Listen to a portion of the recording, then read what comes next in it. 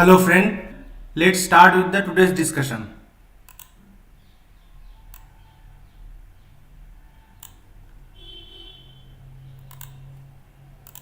Fast news of April 24 to 2022. WTO may ease curbs on Indian grain export. What is the news?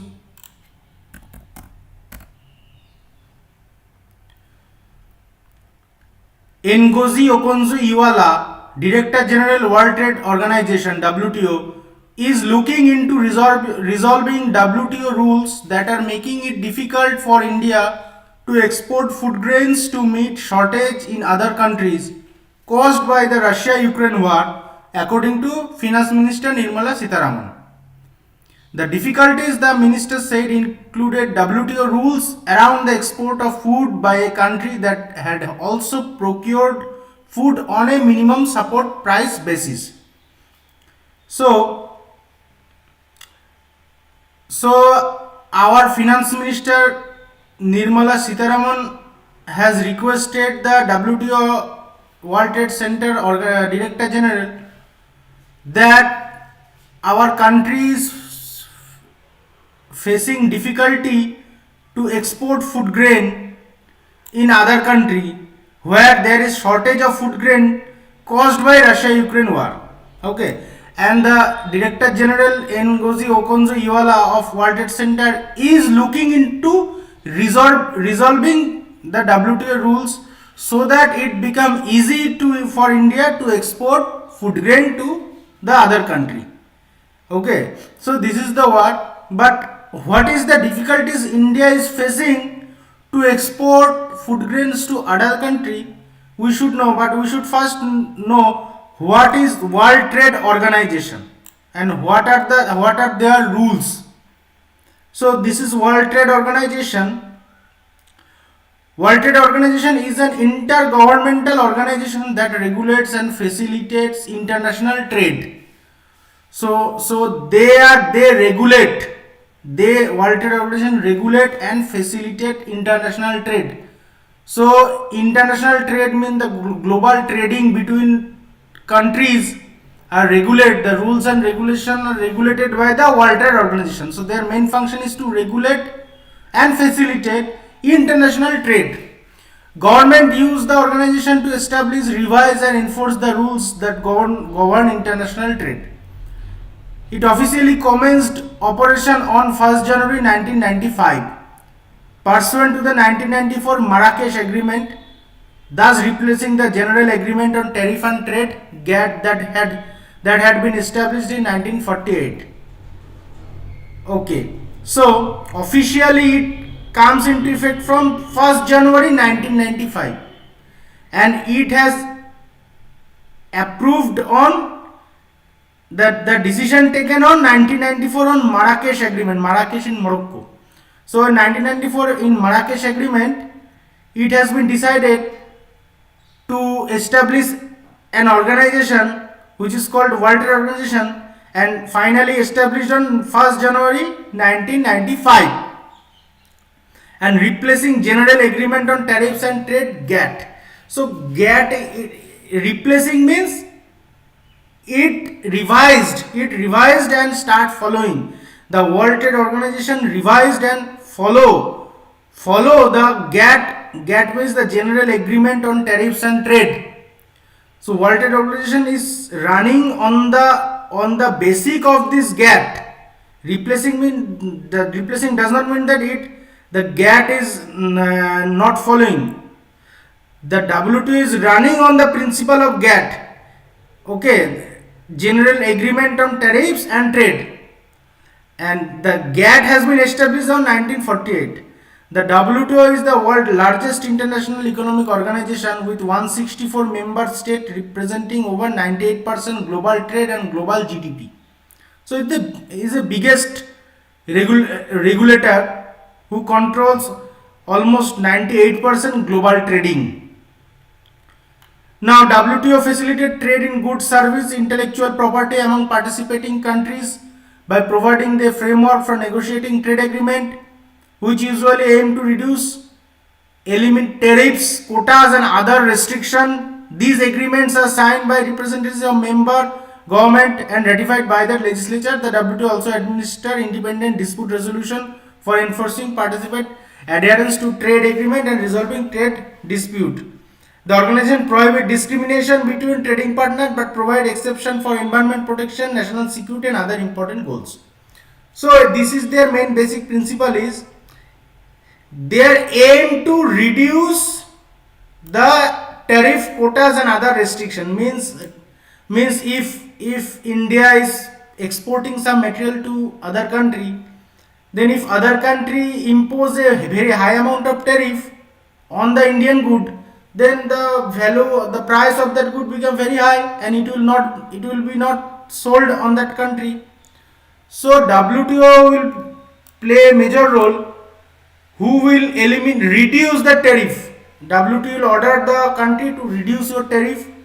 There should be no quota and other restrictions so that the goods of one country can be easily tradable in other country. Okay, so the global trading will be conduct in a easy way. So this agreement means the GATT, the General Agreement Tariff Treaties. Okay, these agreements are signed by the representative member government and ratified by the legislature. Okay. Now dispute resolution. If any kind of dispute, if some country import material from other country and they found any dispute on that material, or the country find that they have not been paid till now, so any kind of dispute occur, they will go to the both country will go to the WTO for the solution. Okay. Now the organization prohibit discrimination between trading partner. Between trading partners is if there is two country, if one country is exporting 100% material to other country but cannot purchase any material from that country, means one-sided trading, then there is a discrimination. If you purchasing something from that country, you have the right to sell something to that country. Okay, so there is a balance between purchase and sale between two countries.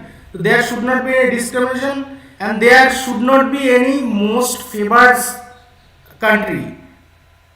WTO has not support the theory of most favored country. Okay, all the countries are same.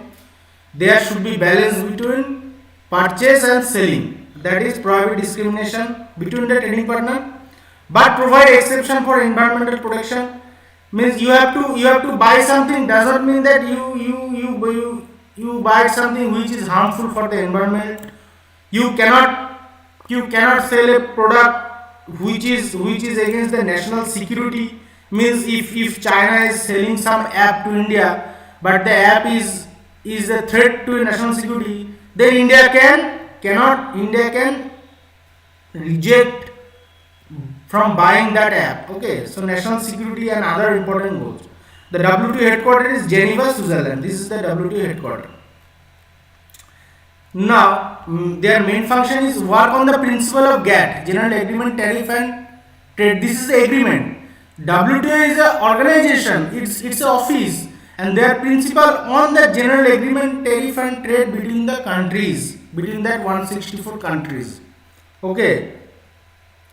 Their overall purpose was to promote international trade by reducing trade barrier. Okay, tariff and quotas. Now next is WTO facilitate the framework, implementation, administration, operation of multilateral trade agreement. Multilateral means trade between many countries. Okay, so the rules, regulation, framework, implementation, administration, all controlled by the WTO. Okay, so the one country is selling something, so there should be a regulation. You cannot sell something which is a very cheap, in a very cheap price or in a very high price. There should be a balance, there should be a regulation. The WTO shall provide the forum for negotiation among its members concerning their multilateral trade relation. Okay. Also, WTO also understanding rules proceeding govern the settlement of dispute and the administration trade policy review mechanism. Okay, this WTO also follow the anti-dumping mechanism, non-discrimination, reciprocal advantage. So, what is anti-dumping? What is dumping? Dumping means in economics is a kind of injuring pricing, especially in the context of international trade. It occurs when manufacturer export a product to another country at a price below the normal price with an injuring effect. The objective of dumping is to increase market share in a foreign market by driving out competition and thereby create a monopoly situation where the exporter will be able to unilaterally dictate price quality of the product. So this is dumping means suppose China is selling any item to India and the price is such low that if it comes to Indian market, everybody goes to buy the product. Such a low, so it will be a one-sided business. This is called dumping. You cannot dump any item in the trading. You cannot dump. There should be a price. There should be a regulation. So WTO follow the anti-dumping mechanism. WTO cannot allow you to dump some material to in the name of trading. And non-discrimination. Non-discrimination, WTO does not favor any country. All the countries same. Okay. And last is to achieve greater coherence in global economy policy making. The WTO shall cooperate as appropriate with the International Monetary Fund and with the International Bank of Reconstruction and Development, IBRD. IBRD means the World Bank. IBRD is the important part of World Bank. So World Trade Center also cooperate with International Monetary Fund and World Bank. Okay, and its affiliated agencies. So if any country is facing monetary problem regarding trading, then the WTO also help him. WTO also requests the Monetary Fund or the World Bank to look into the matter. Now, this is just look at this short thing that what WTO have achieved till now, that the GATT, General Agreement of Tariff and Trading, and its successor to WTO have succeeded in reducing tariff. Tariff means mainly the import duty. The average tariff level for the major GATT participants were about 22% in 1947, but were 5% after Uruguay round in 1999.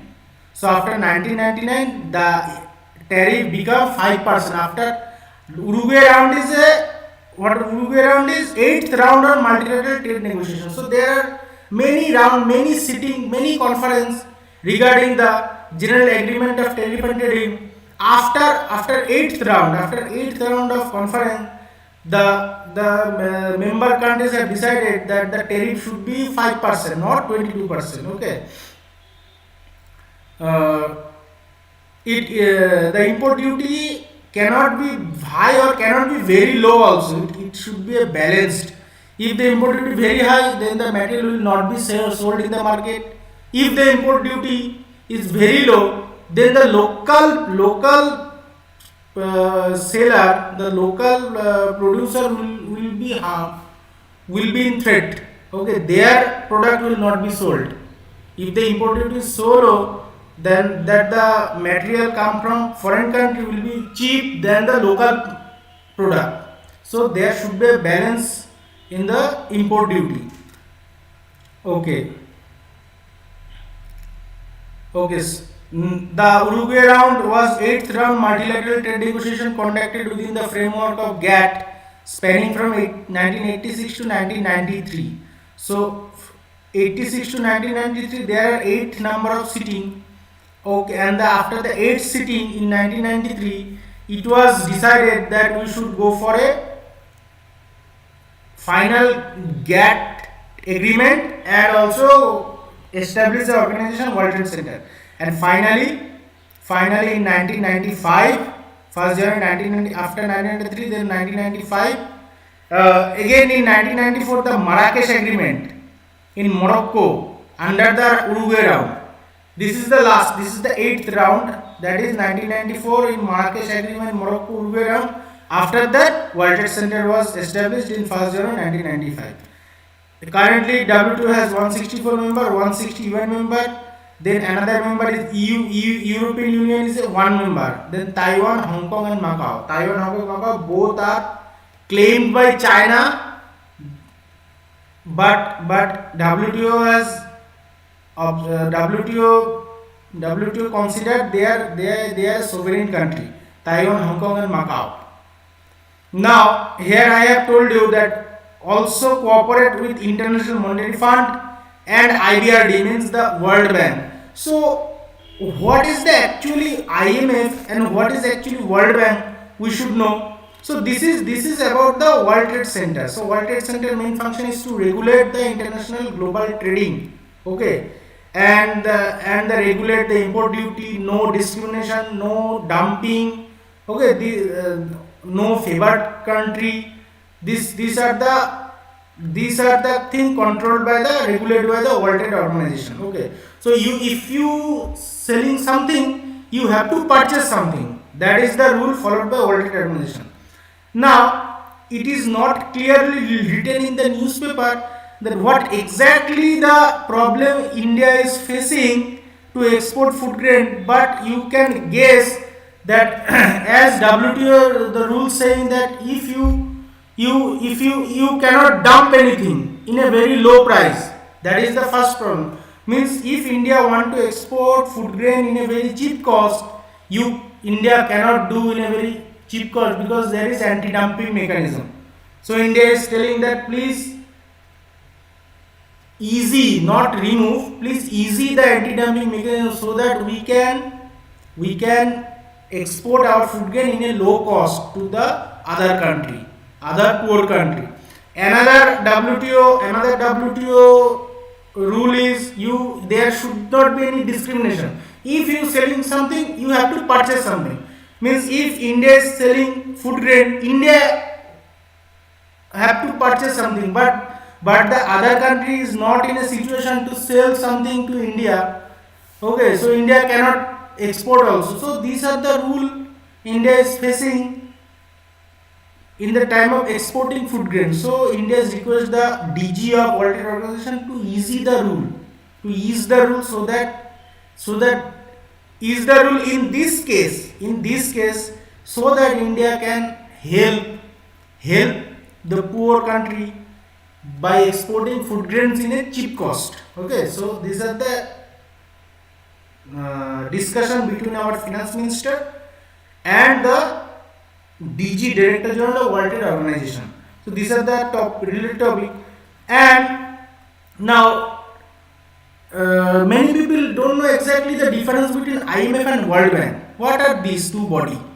All are thinking that both are here to lend money to the poor country. Not that. IMF has a 3 mission. IMF maintains 3 mission.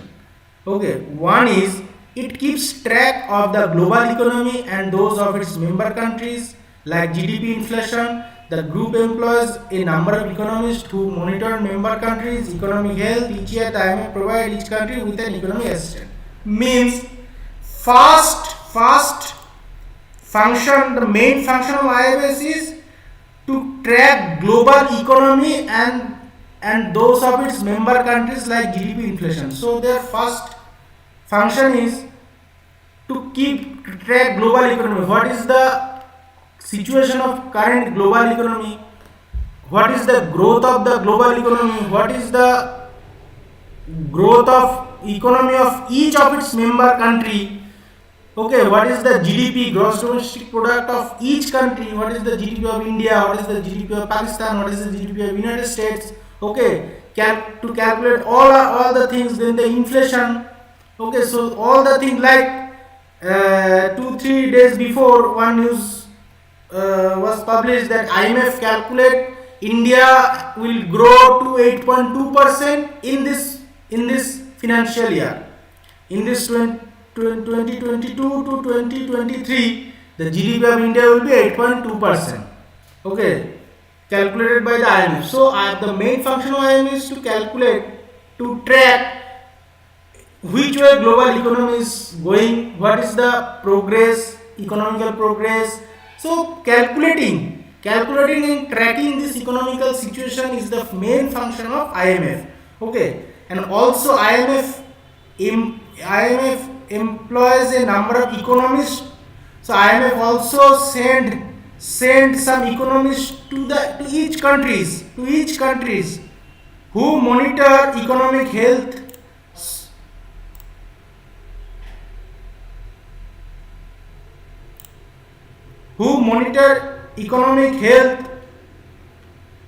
to the member countries each year. The IMF provides each country with an economic assessment. So this is their main function. Now their second function is it gives practical assistance to members by providing policymakers to help plan fiscal policies, coming up with tax and fiscal legislation, along with oversees the economy through analysis. Okay, so their second function is provide the policymaker to help fiscal policy. What is fiscal policy? There are two types of policy. One government is following. One is monetary policy. One is fiscal policy. Any government will follow two policy. One is fiscal policy. One is monetary policy. What is monetary policy is? Monetary policy is primarily concerned with the management of interest rate and the total supply of money in circulation, inflation, repo rate, reverse repo rate, and in general carried out by the central bank of RBI. And fiscal policy is, which is a collective term of the taxing, spending action government, means taking various government projects like Manrega, direct money transfer to public account. Okay, in India, national fiscal policy determined by the executive legislative branch. So government is follow two policies. One is monetary, one is fiscal. Monetary policy is the policy is taken by the central bank, means RBI. Monetary policy is taken by RBI. Okay, so what RBI has done, what should be the interest rate against loan, against saving, against mutual fund, against share, against any kind of investment. What should be the interest rate? How much money should be in circulation? What should be the inflation? How we control inflation? What should be the repo rate to control inflation? What should be the reverse repo rate with the banks? So these are the things controlled by RBI, and this policy taken called as monetary policy. So interest rate, supply of money in circulation, inflation, repo rate, reverse repo rate, any kind of policy taken by RBI is known as monetary policy. And another is fiscal policy. Fiscal policy is determined by the executive legislative branch. Okay, the cabinet, the finance ministry. The finance ministry will take the fiscal policy, and what fiscal policy is taking, how much tax will be collected from the citizen. Okay, and spending action of government, what should be the project, what should be the scheme taken by government, to grow its economy. Okay, so if government think that we should build a national highway so that our economy will grow, our product will easily exported or imported, so that kind of policy, that kind of scheme will be taken by government. Okay, means taking various government policies. Suppose Manrega is 100 days work. Okay, direct money transfer to public account, means if any widow, the money will be transferred, or in case of pregnant woman, money will be transferred monthly. So this kind of policies which is direct affect the economy, which is the decision taken by the finance ministry, is called the fiscal policy.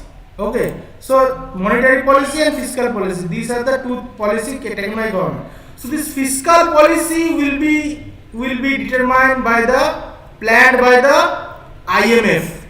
Okay, so if IMF will provide you with fiscal policies, means how much tax you collect from your citizen, what should be your schemes, what should be the policy you take so that your economy will grow. So and provide policy maker. So IMF will give you policy maker who will make policy for you. Okay, these are the second function of IMF. And final function is, third function is, IMF lends money. This is not their primary function. This is their third function. IMF lend money to countries with balance of payment difficulties. It provides this financial assistance as long as the borrowing country implements initiatives suggested by IMF. So IMF told you that if any country go to IMF for loan, IMF told them that suppose Sri Lanka is facing very economic difficulty. Sri Lanka has moved to IMF, and IMF clearly told you that we will decide fiscal policy for you. We will decide fiscal policy for you, and you have to follow that fiscal policy. Okay, then we will lend you money. So IMF lend money. Okay, it provides finance assistance as long as the borrowing country implement initiatives suggested by IMF. So IMF know that if the country follows their policy, then the economy may be better in future, and they will able to repay the loan lended by the IMF. So these are the three main function of IMF. Okay, and what is World Bank is? World Bank is an international financial institution that provides loan and grants to government of low middle income countries for the purpose of pursuing capital projects. The World Bank purpose is to aid long term economic development and reduce poverty in economically developing nation. It accomplishes this by making technical and financial support. So World Bank is not a policy maker. World Bank will not suggest any policy. Okay, World Bank World Bank may calculate the GDP, but that is not their primary function. Their primary function is to give you loan, simple loan. World Bank, the main function of World Bank is to provide you loan to get rid of the poverty. Okay. So this is the function of World Bank, and World Bank has 5 branches. That is IBRD, IDA, IFC, MEGA, and ICSID. What is IBRD? It lends to middle income and credit to the low income government, 189 members. So IBRD generally provide loan to middle income government or developing nation, simple. Suppose India, so IMF will give loan to India, means IBRD will provide loan to India. Okay, and India have to repay it with interest. And idea is interest free loans and grants to the world poorest country. If any world very poor country need loan, okay, so then at that time idea will lend money in a very low interest or no interest. Okay, so this is the main difference between IBRD and IDA. These are the main two organs of World Bank. IBA will provide loan to developing country. IDA provides grant to very poor country. What is the difference between loan and grant? Loan you have to repay with interest. Grant you need not to repay and there is no interest. That is grant. What is IFC? IFC is generally advisory service. It will suggest you. It will advise you about your policies. And what is MEGA? MEGA is the foreign direct investment. Promotes foreign direct investment in economically developing nation. Okay, and also investment guarantee agency. The multilateral investment guarantee agency means they will do insurance for you. Their main function is to do insurance for you. Means if a country want to insure himself, then MEGA is the option. Okay, insurance means in a critical situation they will get easily loan. So in MEGA they will go for their insurance. And ICSID is the provide investment dispute cancellation. If any dispute occur regarding the loan, regarding the grant between two countries, then the dispute will be solved by the ICSID. So this is the main difference between World Bank and International Monetary Fund. So these are the things related to the first news. We move to next news.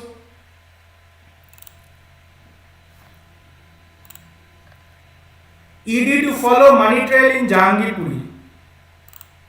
What is this? The enforcement director has launched a money laundering probe on the basis of a complaint from Delhi police against Mohammed Ansar, the prime accused in the Jahangirpuri violence in northeast Delhi. We all know that there is a violence occurred in the Jahangirpuri northwest Delhi, and the police arrested the Mohammed Ansar, and now ED comes into effort because he find that there is a money laundering case. Okay, money laundering, any kind of money laundering case, ED will active. So this is the news. So related is what is the function of actually ED? What is the actual function of ED is, whenever any offence is registered by the local police station which has generated proceeds of crime over and above 1 crore, ED steps in. Any kind of money related crime, the amount is above 1 crore, the amount should be above 1 crore, then ED step. Okay, if amount is less than 1 crore, then the police will steps, but above 1 crore, the ED will step. The ED can also carry out search property seized if it suspect money has been laundered. The Prevention of Money Laundering Act was brought in to prevent parking of money outside India and to trace out the layering and trail of money. The ED got its power to investigate this time under section 48-49 of the Act. So through this Act, Prevention of Money Laundering Act, ED was established. So ED is a statutory body.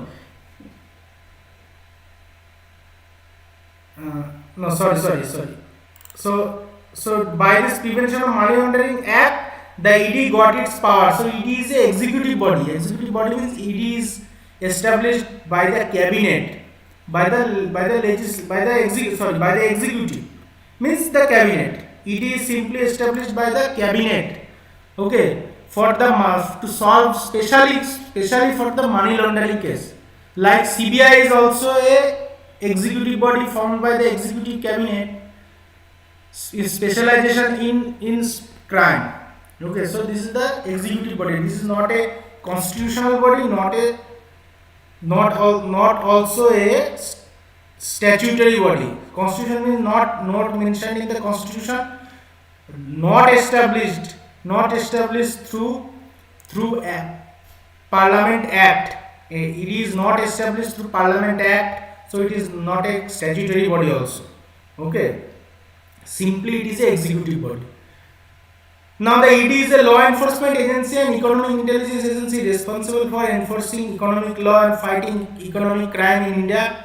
It's a part of Department of Revenue, Ministry of Finance. Part of Ministry of Finance, Government area. It is composed of officers from Revenue Service, Police Service and IAS also. Okay. It's the origin of the director goes in 1 May 1956. This is the date ED was formed, when an enforcement unit was formed in Department of Economic Affairs. So in that time it was under the Department of Economic Affairs. Now it is under Ministry of Finance for handling exchange control laws, violation under Foreign Exchange Regulation Act. And in the year 1956, this unit was renamed as Enforcement Directorate. Okay. So what are their object? Primary object is enforcement of two key acts.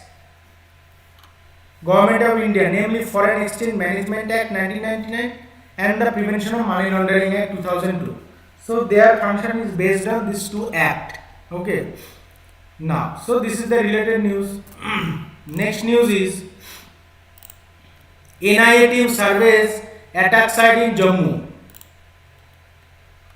So NIA, National Investigation Agency team, headed by Chief Kuldeep Singh, on Saturday surveyed the Sanjwan attack site in Jammu, where two Jaish-e-Mohammed Fidai suicide squad and a security officer were killed on Friday. Fierce gunfight. So there is a violence. There is an attack by two Jaish-e-Mohammed Fidai. Fidai means suicide squad with police, and the fight between two police, where one security person also killed along with the two Jaish-e-Mohammed Fidai. Okay, so now NIA team starts surveying in that area. Okay, any kind of terrorist related activity, NIA will comes into effect. Now, what is about NIA? National Investigation Agency is the primary counter-terrorist task force of India. The agency is empowered to deal with the investigation of terror-related crimes across states without special permission from the states under written proclamation from the Ministry of Home Affairs.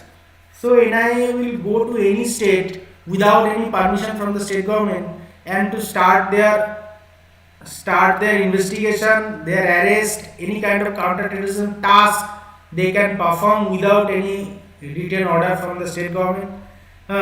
This power has given them by the Ministry of Home Affairs. So they are the part of Ministry of Home Affairs, not defense. Okay, not defense. They are part of Ministry of Home Affairs. Okay, so the agency come into existence with the intact of National Investigation Agency Act by the Parliament. So this established through this Act, National Investigation Agency Act by the Parliament of India in 2008. In 2008 means this is a statutory body. It is not like ED. It is not like ED. So this is a statutory body because it is established through this act. Act means both passing from both houses with 2/3 majority, and after that it has got the assent of president on the date of 2008. Okay, so this become an act, and thus the NIA formed, National Investigation Agency. Okay, this is a statutory body simply. Okay, which was passed after the deadly 26/11 terror attack in Mumbai. Okay, such an attack revealed the failure of intelligence and ability to track such activities by existing agencies in India. Hence, the government of India realized the need of a specific body to deal with terror-related activity in India, thereby establishing the NIA headquartered in New Delhi. Now, NIA Amendment Bill. So, NIA was established in 2008. Now 2019 Union Government comes with NIA Amendment Bill. What is that? The bill NIA Amendment Bill also passed from the Parliament in 2009. The bill aims to give more teeth to this investigation agency, more power to NIA. It empowers NIA to probe terror attacking targeting Indians and Indian interest in abroad. Previously, it has the only jurisdiction inside India. But now it has the jurisdiction to outside India in any country where Indians are targeted. The amended legislation, which aims to primarily empower the anti-terror agency to investigate scheduled offences such as human trafficking, circulation of fake currency, manufacture, sale, prohibited arms, cyber terrorism, was passed with majority 278 vote. So these are the amendment. They can also investigate with human trafficking, circulation of fake currency, manufacture and sale, prohibited arm, cyber terrorism also, and passed with majority from 278 and 6 to 78 by 6 in Lok Sabha. It also passed from Rajya Sabha, then take the assent from President and become the NIA Amendment Act 2019. Okay. This amendment will now also allow NIA to investigate the Sri Lanka Easter bombing and Kabul Gurudwara bombing. Okay, because they are Indian also dead in the Sri Lanka Easter bombing and Kabul Gurudwara bombing. Now, next is birds of different feathers trapped together. What is this news?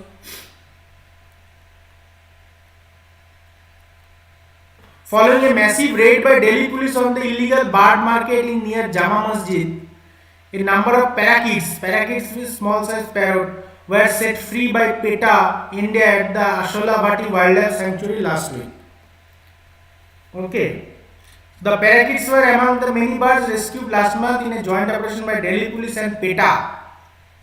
PETA is an organization. What is PETA actually? I will tell you later. So currently the PETA and Delhi police jointly raid in the Delhi bird market and set free a number of parakeets. Okay. Illicit wildlife trade at the Kabutar market. The market of Delhi is known as Kabutar market, where illegal wildlife trade were going on. thousands of adult and baby parakeets, hundreds of munia to hill myna and pigeons smuggled and sold illegally. Okay. Now, crammed in cage. Crammed means in a small cage, high number of parakeets were hidden. According to PETA official, during the raid, the parakeets, a protected species under the Wildlife Protection Act 1972, were found crammed in small cages kept on top of each other in a small, dark, unventilated room. The birds were suffocating and jostling for air and space. Okay, so this is the topic, and the PETA requests the Delhi police to go for an FIR under various sections of the Prevention of Cruelty and Animal Act 1960 and Indian Penal Code. Okay, so these are the related topic. Now, what is PETA? PETA is People for the Ethical Treatment of Animal. Okay, this is the full form of PETA. It's an organization of America. It is an America-based organization. Okay, and founded by Ingrid Newkirk. Okay, currently it has 9 million members. Now, their first operation was PETA founded on 1980. Their first operation is Silver Spring monkey case. This is the very popular monkey case. This is the photo of the Silver Spring monkey case. Monkeys were kept in college laboratory for testing in laboratory. Okay, in America. So their first protest against the Silver Spring monkeys made them famous. Okay. Also, it opposition to factory farming, fur farming, animal testing. Okay, it also campaigned for vegan lifestyle. Okay, and killing cake, chained backyard dogs, cockfighting, dogfighting, beekeeping, bullfighting, etc. So this is their function, PETA. Now, PETA India. PETA India was founded in 2000, and PETA was founded in 1980. Based in Mumbai, India, it focused on issues about animals in laboratories, food industry, leather trade and entertainment. PETA and NGO, now this is important, PETA and NGO Animal Rights authorized by Animal Welfare Board of India participated in a 9-month investigation of 16 circuses in India after it was revealed that animals used in circuses were subjected to chronic confinement, physical abuse, psychological torment. Now, Animal Welfare Board of India in 2013 banned registration of elephant from performance. So previously we have seen that animals like elephant, tiger was performed in the circus, but the PETA due to this organization, this is now banned in India. So who are the main key organization of the ban? That is PETA. Now, these are the related thing. Okay, now Wildlife Protection Act. What is Wildlife Protection Act in 1972?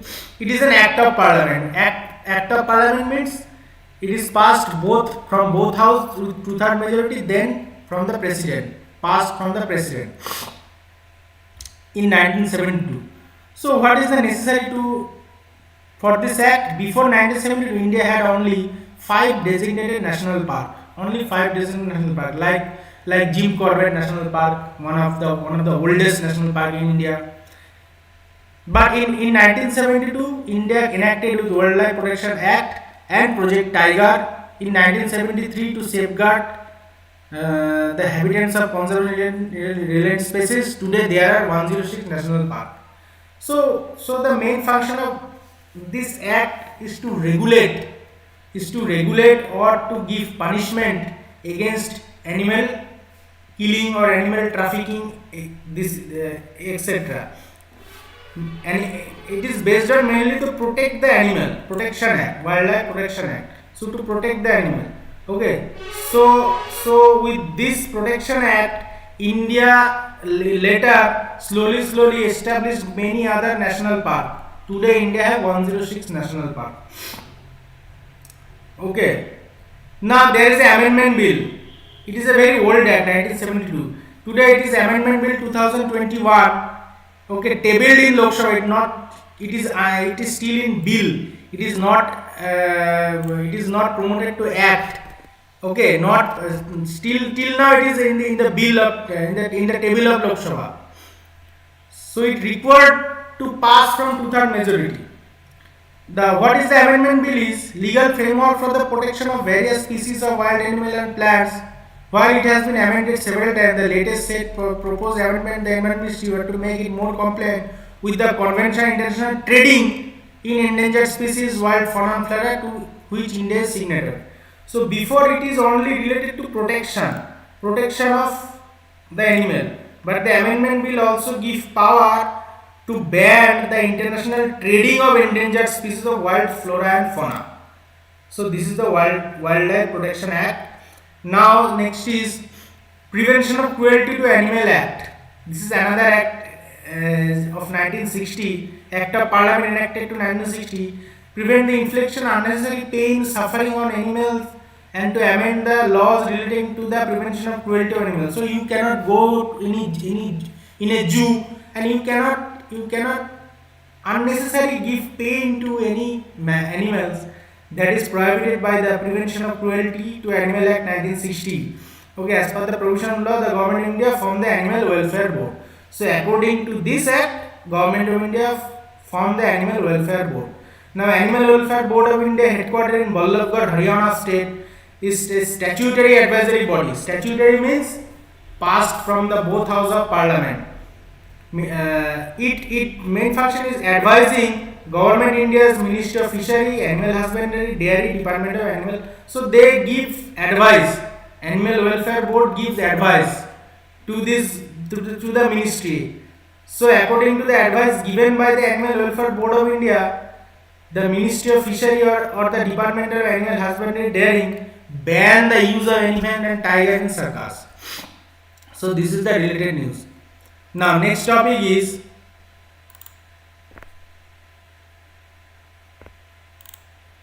Amravati case, farmer files contempt plea in High Court. What is this news?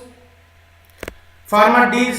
Sambasiva Rao and T. Srinivasa Rao of Guntur district of Andhra Pradesh filed a petition in the High Court praying for action under the Contempt of Court Act 1971 for willful and intentional defiance of the court order passed on March 3, 2022 in cases related to the development of Amravati as a capital city. So these two farmers from Guntur district of Amravati filed a petition against the state government that the state government is contempt of court, means state government is not following the order given by the High Court. Okay, order given on March 3, 2020 in a case related to development of Amravati. So in related to development Amravati as a capital city, the High Court of Hyderabad gave his verdict on March 3, but the state is not following that. So these two farmers moved to the High Court. Now what is the actual case? Actual case is state legislature can't split capital. What is the verdict of March 3? State legislature can't split capital. Why High Court gave Jagan government 6 months to develop Amravati? So High Court is saying that the state government cannot split capital city. So state government is want to split the capital city. Means there is one capital city, but they need more capital city. So High Court is saying that you can't. And again they say that you have 6 months to develop the Amravati. And what is Amravati? Amravati is the capital city of Hyderabad. One and only capital city of Hyderabad. So you cannot split. You cannot go for more capital city, and you have to develop your capital city of Amravati within 6 months. So what is the case? Is the Jagan government, after coming power to 2019, envisaged the development of Amravati, Visakhapatnam and Kurnool as the state legislative, executive and judicial capital. Legislative means the state assembly. Okay, the state assembly will be established in Amravati. The executive means the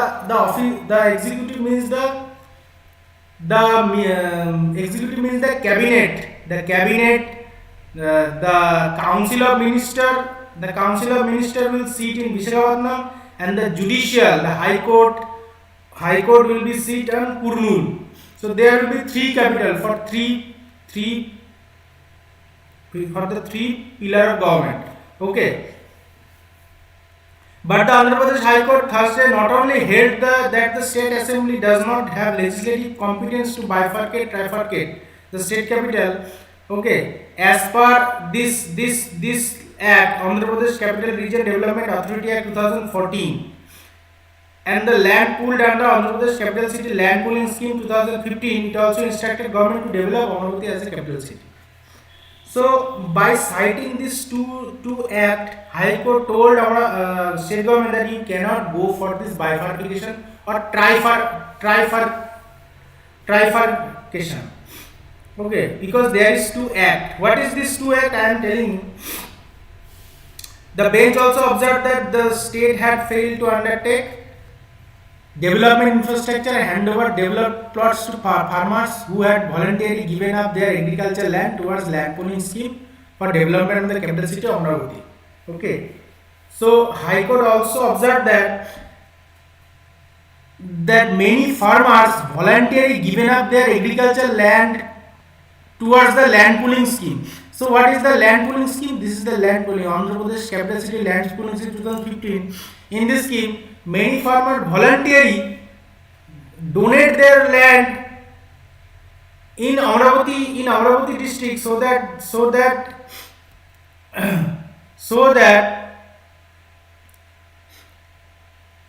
they will be handed over developed plots to farmers, so that government will develop the Amaravati and then the government will hand over the developed plot to farmer.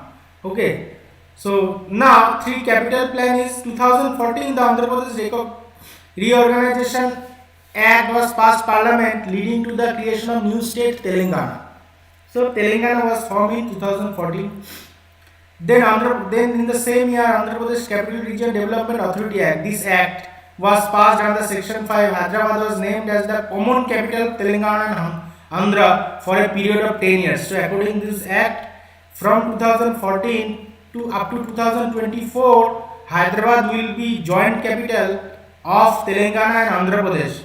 But after 10 years, Hyderabad would remain Telangana's capital and Andhra would have new capital called Amaravati. So after 10 years, means from 2024, Amaravati will be Hyderabad's new capital. Now, Telugu Desam Party, the previous government regime had proposed Amaravati as Andhra's new capital under this act. And according to this act and according to this land pooling scheme, they told farmers to donate their land and they will develop and again handed back to the farmers. So these are the case. But now in 2020, new government under Jagannath Reddy go for three capital, Amaravati, Visakhapatnam, Kurnool. So now the government is saying that no, we have not only Amaravati, we will go for three capital, Amaravati, Visakhapatnam, Kurnool. Okay. So High Court is saying no, you can do. You already have act that is saying that you have only one capital, that is Amaravati. You cannot go for three capital. And also, so all the judiciary, all the executive, all the legislature should be in one place. Okay, according to this act. And also you have to develop Amaravati. You need not develop these two, but you have to develop Amaravati so that you can give the land back, hand over the developed plots to farmer, okay, who had voluntarily given up their agricultural land. So these are the case. These are the fight between the Andhra Pradesh government and the High Court of Andhra Pradesh. Okay. So move to next topic, that is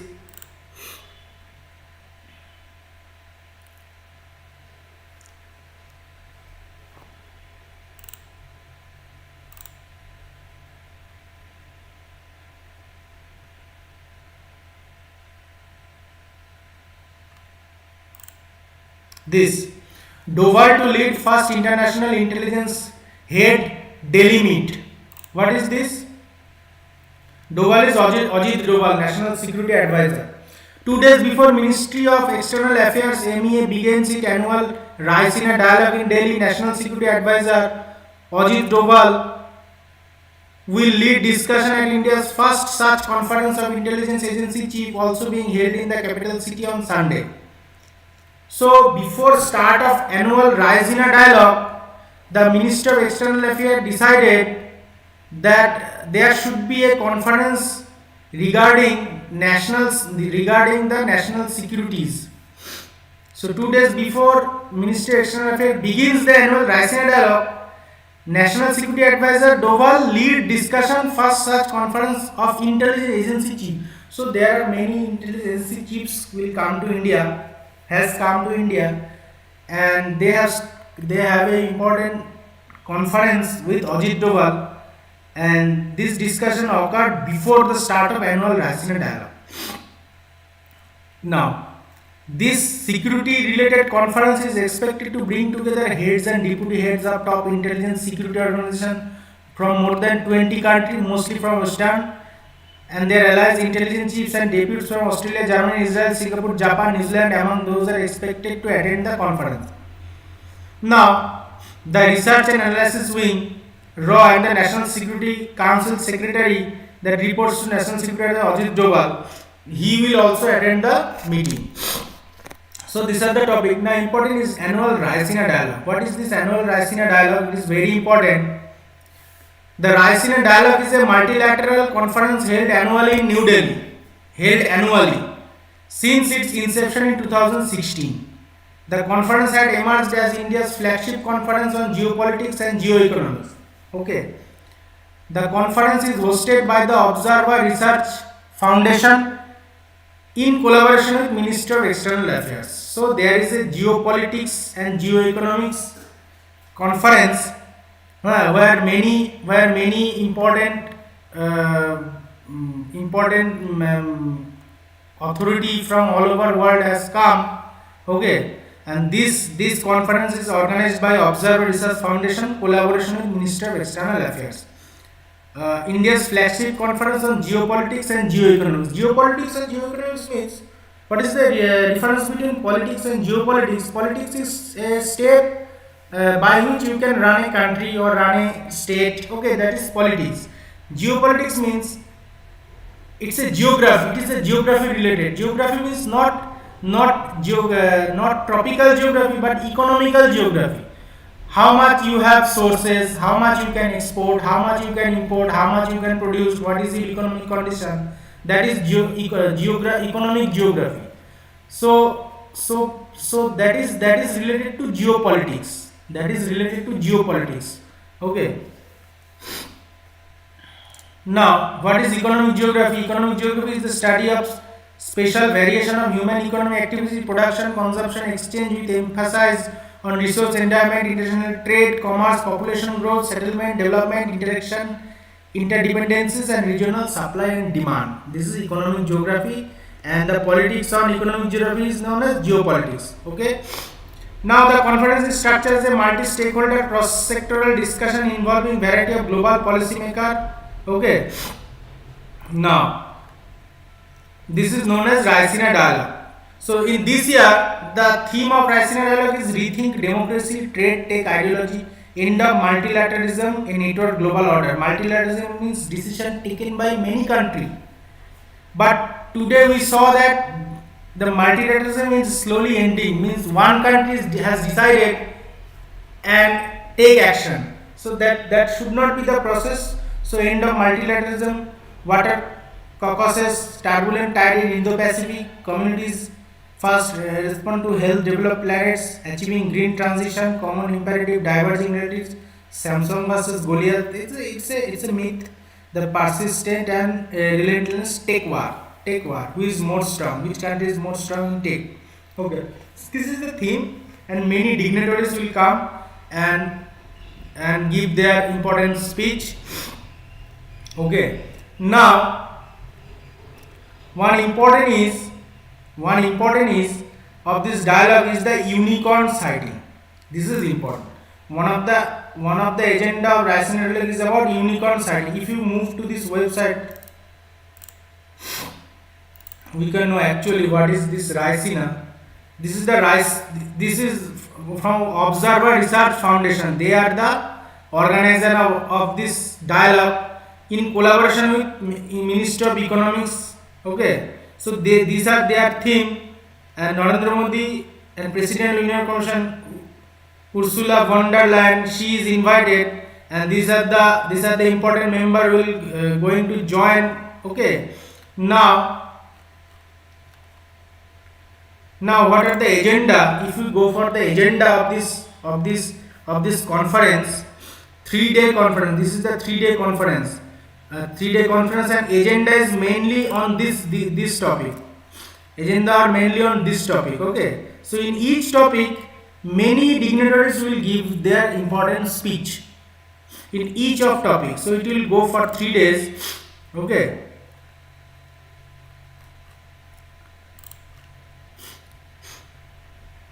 Now if you download it, agenda.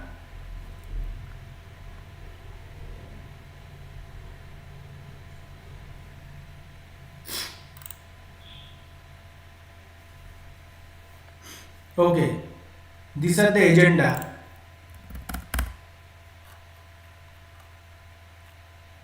This, look, unicorn sighting, energy entrepreneurship and the new economy. $1 billion startup unicorn have exploded in the Indo-Pacific during pandemic, with India along birth over 40 new unicorn in 2021. So what is this unicorn? Unicorn sighting is unicorn startup. It is a startup. Two word, unicorn and startup. Unicorn is a business term used to define a startup with valuation over 1 billion. So if your startup reaches the valuation of 1 billion, then it is called unicorn. Okay, unicorn startup. And below 1 billion, it is known as simply startup. The term was coined by venture capitalist and seed investor Alien Lee. On the other hand, startups are privately owned companies, typically at the early stage of the development. So privately, if you start a company, and slowly if its value reach to $1 billion, then it is known as unicorn startup.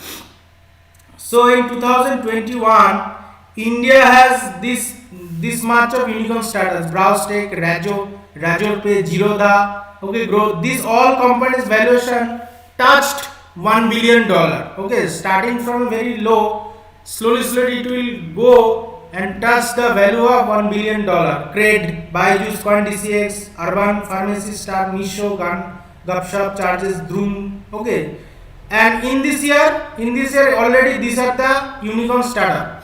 Okay, Games, Drawing Box, Unifor, Oxo, Cred Avenue, Elastic Run, Express B, Deadstore, Lifepiece, Hasura, Amagi, Lead. All these are the unicorn startup. So these are the related thing. Next is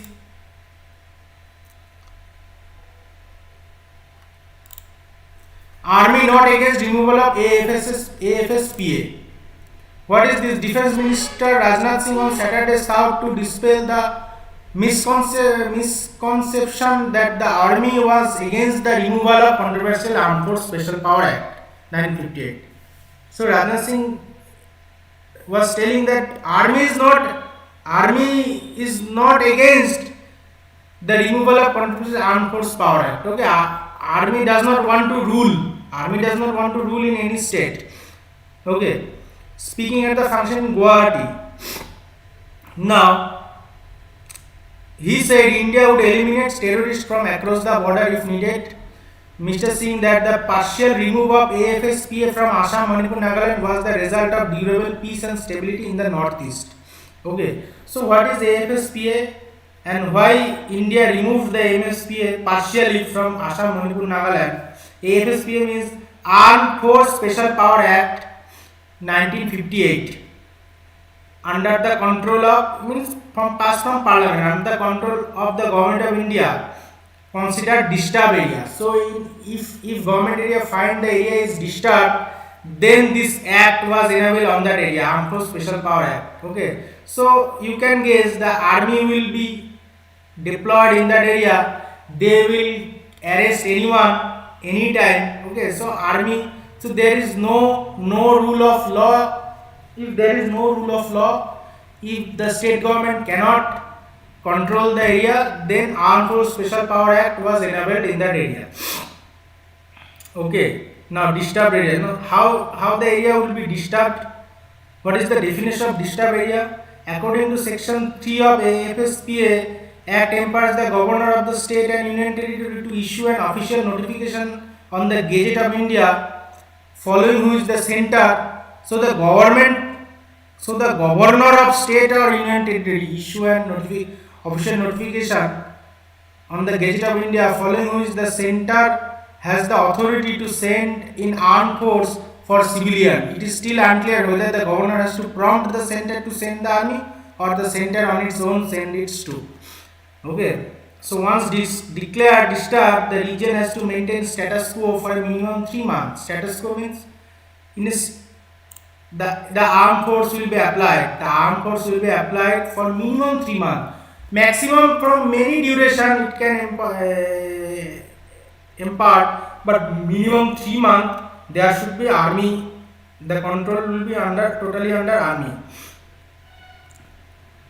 Now Assam, Nagaland, Manipur, Arunachal Pradesh, district plus 20 km belt bordering Assam, Meghalaya, 20 km belt bordering Assam, and Jammu and Kashmir, Union government recently removed.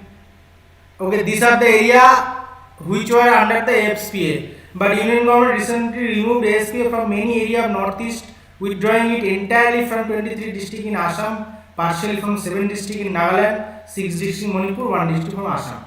So why government removed the FSPA? Because the government observed that result of durable peace and stability in the northeast. Okay, so army do not want to control that state there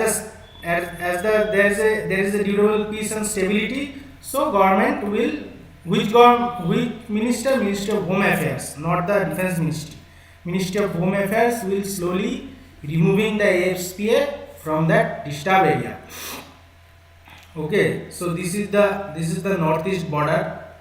Okay, now next news is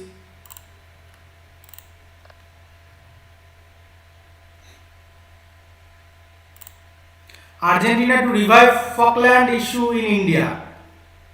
What is this? The government of Argentina will launch a campaign in India on Sunday demanding negotiation with the United Kingdom to settle the territorial dispute over Islas Malvinas, that is known as Falkland Island in United Kingdom. So Falkland, this is the Falkland Island and this is Argentina in South America. So the Falkland Island is controlled by the United Kingdom. So Argentina want that Argentina want that this is the dispute area UK cannot control. UK should not control this Falkland Island. So on that reason, government of Argentina will launch a campaign in India demanding negotiation with United Kingdom. So they want negotiation with United Kingdom. They launch a campaign in India over the territorial disputes over Islas Malvinas. So according to Argentina, the name is Islas Malvinas, that are known as Falkland Island in the United Kingdom. Okay. The initiative which comes 2 days after the visit of British Prime Minister Boris Johnson. Okay. So the commission for the dialogue on the question of the Malvinas Island in India. This is the name of the agenda. Okay, of the campaign will be launched by Santiago Cafiero, Argentina's Minister of Foreign Affairs, International Trade and Worship. The Minister of External Affairs has announced that Mr. Cafiero is among the leading international figures scheduled to participate in the annual Raisina Dialogue. Okay, so he is coming to participate in the Raisina Dialogue.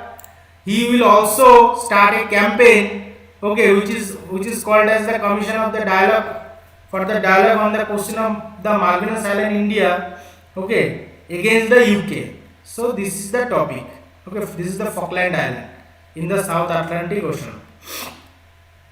Next is Channel warned on false reporting of conflict. What is this? The Information of Broadcasting Ministry on Saturday issued a stern advisory to private satellite TV channel to desist from broadcasting false claim about Russia-Ukraine conflict and using provocative headlines and videos that may incite communal hatred. INB Minister Anurag Singh Thakur told press person that the channel that indulged in such coverage had been given notice and told not to repeat it. The ministry said the TV channel should adhere Section 20 of Cable Television Network Regulation Act. There is a Regulation Act, including the program. The Act provision empowers the center to regulate, prohibit the transmission of or retransmission of any channel or program if it considered necessary in the interest of sovereignty, security, integrity of the nation. Okay, this is the news. Now, next news is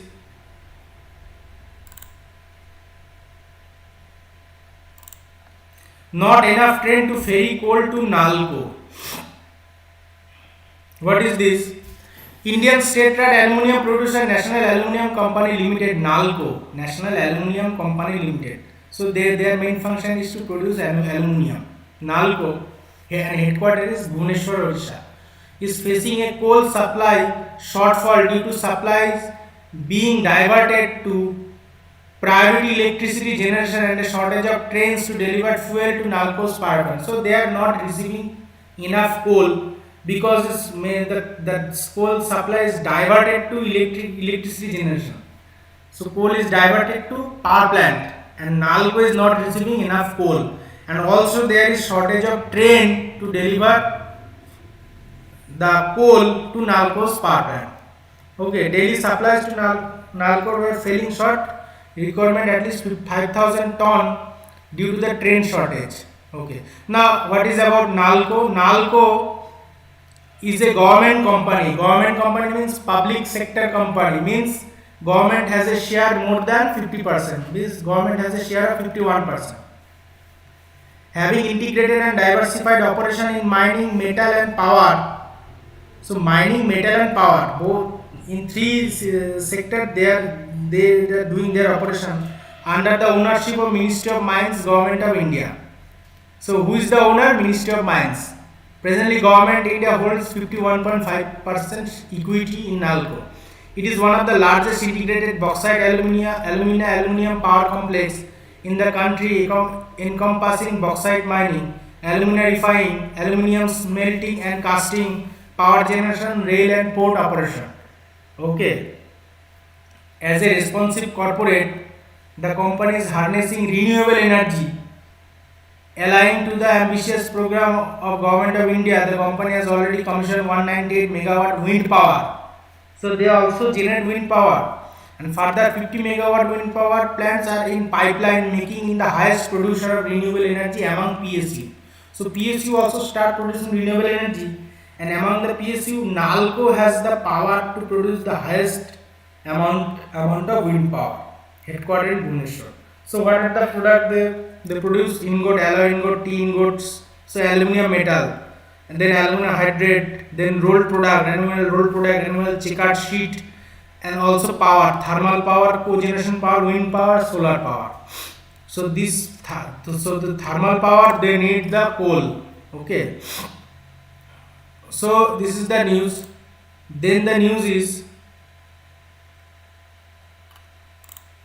supply damaged wheat paddy for poultry feed. The National Egg Coordination Committee has appealed to the Union Government to allocate at least 2 million tons of damaged wheat paddy or broken rice that is unfit for human consumption for use in poultry feed as a partial substitute for maize. So there is a shortage of maize. Okay. The price of maize in the domestic market has increased from 80,000 per ton to approximately 25,000 per ton currently, and is expected to increase further to 30,000 per ton, the apex body of poultry farmers said. So in place of maize, they want the damaged 2 million ton damaged wheat paddy or broken rice, which is unfit for human consumption. So they require this for poultry. Due to such increase in maize price, the average cost of production has gone up rupees 4 per egg last year to 4.75 to 5 currently. So as the rate of maize increased, cost of production per egg is previously it was rupees 4, and now it become rupees 4.75 to 5. Okay, so the price of egg may be increased in soon. However, the average farm gate price is hovering at about 3.5 per egg, but still they are getting 3.5 per egg, thus resulting in net loss of 1.5 to 1.7 per egg, the National Egg Coordination Committee said. Okay, so this is the related news. Next news is from sport. Third successive gold for Dahiya. What is this? Olympic silver medalist Ravi Kumar Dahiya became the first Indian wrestler to claim 3 successive gold medals in the Asian Wrestling Championship in Ulaanbaatar, Mongolia. So Asian Wrestling Championship going on Ulaanbaatar, Mongolia, and consecutively three times Ravi Kumar Dahiya wins the gold medal in 57 kg category. Okay, he is competing in the 57 kg category. Olympic gold medalist Bajrang Punia and Gaurav Balia took silver medal, while Nobin and Satyavart Kadia picked up bronze. Okay. Now, who is Ravi Kumar Dahiya? Ravi Kumar Dahiya is an Indian freestyle wrestler, won the silver medal in the 2020 Tokyo Olympic. Very proud moment. In the 50 kg category, Dahiya is also a bronze medalist from 2019 World Wrestling Championship and a 3-time Asian Championship. So 3-time Asian gold medalist, 1-time World Wrestling bronze medalist, and also Tokyo Olympic silver medalist. Okay, and 3 consecutive Asian Wrestling Championship gold medal. Next is Japan outshines Australia to trial. In which sport?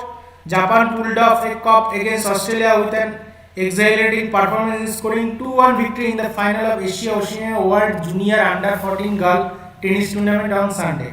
So Asia Oceania means the country from Asia and the country from Oceania.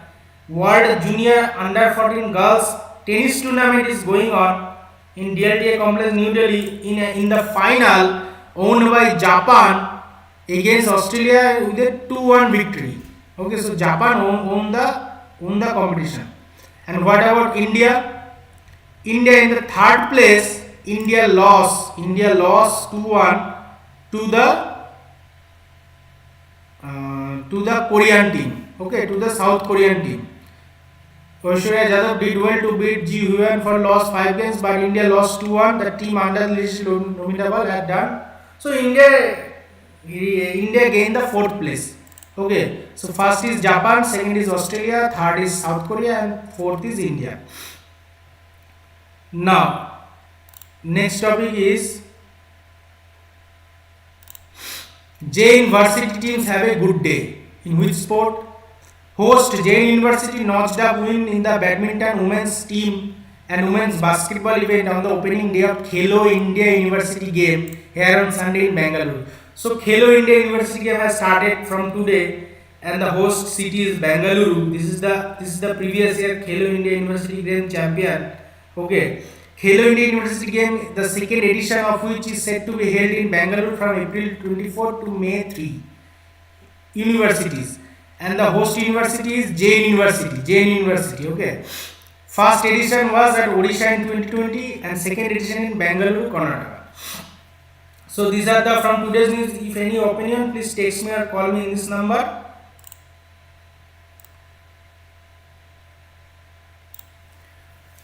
Okay friend, if you like my analysis, please subscribe my channel, like my channel. Okay, we will meet next day.